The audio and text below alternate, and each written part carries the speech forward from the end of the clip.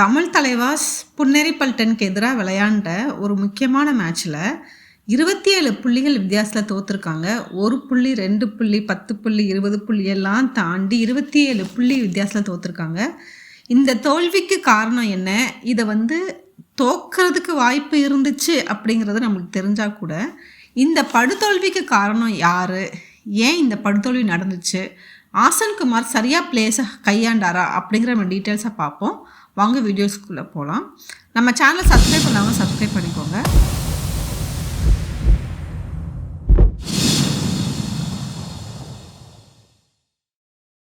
நம்ம ஒரு சர்வே வச்சுருந்தோம், தமிழ் தலைவாஸ் ஜெயிப்பாங்களா புன்னேரி பல்டன் ஜெயிப்பாங்களான்னு. அதில் 59% தமிழ் தலைவாஸ் ஜெயிப்பாங்கன்னு சொல்லியிருந்தீங்க. 38% புன்னேரி பல்டன், 2% ட்ரா ஆகும்னு சொல்லியிருந்தீங்க.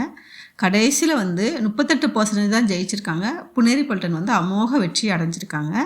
ஸோ நம்ம மேட்சை பற்றி பேசுகிறதுக்கு எதுவுமே இல்லைன்னா கூட ரொம்ப மோசமான ஒரு தோல்வியாக இருந்துச்சு. ஒரு 10 நிமிஷத்துக்கு பாயிண்ட்ஸே ரொம்ப ரொம்ப ஒரு 1 டிஜிட் பாயிண்ட் கூட வரலன்னு தான் சொல்லணும். இந்த 25 என்னமோ அந்த பாயிண்ட்ஸே எப்படி எடுத்தாங்க அப்படிங்கிறதே ஒரு பெரிய கேள்விக்குறியாக இருக்குது. அதுவே மேபி அந்த ஆப்போசிட் 2 சூப்பர் டேக்கிள் அந்த மாதிரி கொஞ்சம் அங்கங்கே பாயிண்ட்ஸ் எடுத்து தான் நம்ம இந்த பாயிண்ட்டுக்கே வந்திருக்கோம். தோப்பாங்கன்னு தெரிஞ்சால் கூட ஏன் இவ்வளோ படுதோல்வி ஆனாங்க அப்படிங்கிற கேள்விக்கு பதில் நம்ம தேடணும்னா, முதல்ல நரேந்தர் ஏன் ஃபீல்டுக்குள்ளே இல்லை அப்படின்னே தெரியல. இப்போ இந்த மேட்ச்சு வின் பண்ணால் பிளே ஆஃப்க்கு வாய்ப்பு இருக்குது அப்படிங்கும்போது அது ரொம்ப இம்பார்ட்டன்ட் மேட்ச்சு. அந்த மேட்ச்சில் ஏன் சாகரை எடுக்க, ஏன்னா சாகர் நல்ல பெர்ஃபார்மன்ஸ் பண்ணிட்டு இருந்தார், ரொம்ப டாப் பெர்ஃபார்மராக இருந்தார். டிஃபெண்டர்ஸோட ரேங்கிங் எடுத்தோன்னா சாகர் 3ஆவது இடத்துல இருக்கிறாரு. ஸோ அந்த மாதிரி பிளேயர்ஸை ஏன் மேட்ச் ஆரம்பிக்கிறதுக்கு முன்னாடியே ரெஸ்ட் பண்ணாங்க அப்படின்னு தெரியல. ஏன் அப்புறம் மேட்சுக்குள்ளேயே கொண்டு வரல அப்படிங்கிறது தெரியல. இப்போ நான் என்ன உங்கள்கிட்ட சொல்றது, தேவையில்லாத ஐடியாலாம் கொடுத்துட்டு நம்மளை இறக்கி விட்டு வெடிக்க பார்க்குறானே, இவங்கிட்ட போய் நான் என்னத்தை பேசுவேன். சரி, தோக்குறது ஓகே, ஆனால் ஃபைட்டே பண்ணாமல் தோப்போம். ஃபைட்டே பண்ண முடியாத நிலமையில நாங்கள் சப்ஸ்டியூட்ஸ் எல்லாம் இறக்கி அவங்களுக்கு நாங்கள் ட்ரைனிங் கொடுப்போம் அப்படிங்கிறது ரொம்ப ஒரு மோசமான மனநிலை.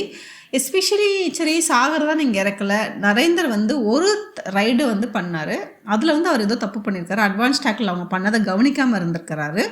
அதை கோச் போய் திட்டுறாரு. அது நல்லா அந்த வீடியோ விஷுவல்ஸ் தெரியுது. கோச் போய் கேட்குறாரு, அட்வான்ஸ் டேக்லிங் தான் உன்னை பண்ணுவேன்னு நான் சொன்னேன்ல, நீயே அதை கவனிக்காமல் விட்ட அப்படின்னு சொல்கிறாரு. அதுக்கு நரேந்தர் ஏதோ சொல்கிறாரு. அதுக்கப்புறம் நரேந்தர் சப்ஸ்டியூட் பண்ணியாச்சு, இறக்கவே இல்லை. 4 மேட்ச்சில் நம்ம 4 மேட்ச் வின் பண்ணதுக்கு காரணமே நரேந்தர் தான். 4 மேட்ச்சுக்கு அவர் சூப்பர் 10 எடுத்து கொடுத்து அவ்வளோ கஷ்டப்பட்டு விளாண்டவரை நீங்கள் ஒரு மிஸ்டேக்காண்டி பெஞ்ச் பண்ணிங்கன்னா, அதாவது சப்ஸ்டியூட் பண்ணிங்கன்னா, இதெல்லாம் என்ன நியாயம் அப்படின்னு தெரியல. இதுக்கு ஆசன் குமார் கண்டிப்பாக பொறுப்பெடுத்து தான் ஆகணும். அதாவது எகெயின் நம்ம சொல்கிறது என்னதுன்னா, தோக்குறது ஓகே, தோல்வி வெற்றிங்கிறது சகஜம்தான் விளையாட்டில். எனி டைம் அது வரும். எவ்வளோ நீங்கள் லீடில் இருந்தாலும் கடைசி நிமிஷத்துக்கு கூட தோக்குற டீம்ஸ்லாம் இருக்காங்க, அதெல்லாம் ஓகே தான். ஆனால் ஒரு நல்ல விளையாடுற பிளேயரை, ஒரு யங் பிளேயரை, அவர் நல்லா பெர்ஃபார்ம் பண்ணிட்டு இருந்த பிளேயரை, அவரால் தான் மேட்ச்சை ஜெயிச்சிட்டு இருந்தோம். அவரை போய் நீங்கள் ஒரு ரைடுக்கு அப்புறம் சப்ஸ்டியூட் பண்ணியிருக்கீங்கன்னா என்ன ஒரு மொக்கையான கோச்சாக இவர் இருப்பார் அப்படிங்கிறது தெரில.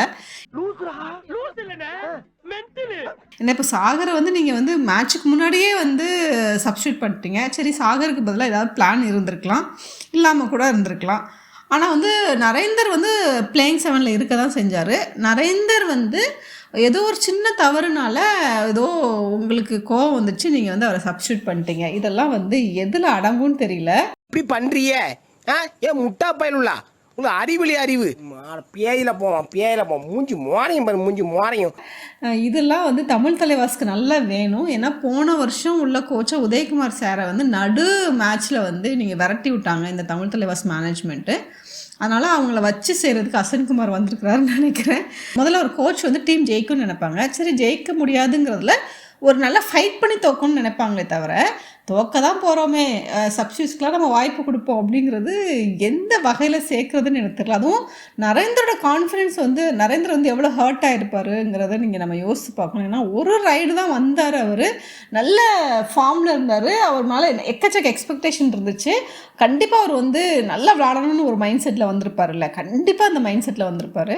அப்போ அந்த பையனை போய் நீங்கள் சப்ஸ்டியூட் பண்ணி நீங்கள் என்ன சாதிக்க போகிறீங்கன்னு எனக்கு தெரியல. ஐயோ! இவ்ளோ மோசமான கோச்ட்டயா நம்ம மாட்டிக்கிட்டோம் அப்படின்னு நினைக்கும்போது, கொஞ்சம் ரொம்ப கவலையா தான் இருக்கு. இது என்ன பிரமாதம்?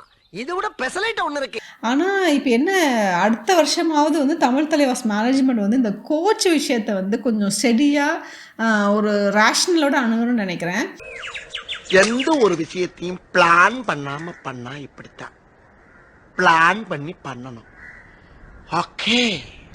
எப்படி ஒரு கோச்சுக்கு வந்து ஒரு டீமை ஃபார்ம் பண்ணுறதுக்கு ஒரு 2 வருஷம் 3 வருஷம் ஆகும். இவங்க வந்து இந்த வருஷம் வருஷம் கோச்சை மாற்றுறது, அதனால தான் இவ்வளோ மொக்க வாங்கிட்டு இருக்கிறாங்க. முதல்ல இந்த மேனேஜ்மெண்ட்டுக்கு வேணும், இதே மாதிரி கோச்சஸை வந்து கேவலமாக நடத்துகிற மேனேஜ்மெண்ட்டுக்கு வேணும் அப்படின்னு தான் சொல்லுவேன். ஸோ உங்கள் கருத்து என்ன? நரேந்தர் வந்து விளையாடாததுக்கு காரணம் நீங்கள் என்னவா நினைக்கிறீங்க? கோச் செஞ்சது தவறா சரியா அப்படிங்கிறத நீங்கள் கமெண்ட்ஸ் பண்ணுங்கள். நன்றி, வணக்கம்.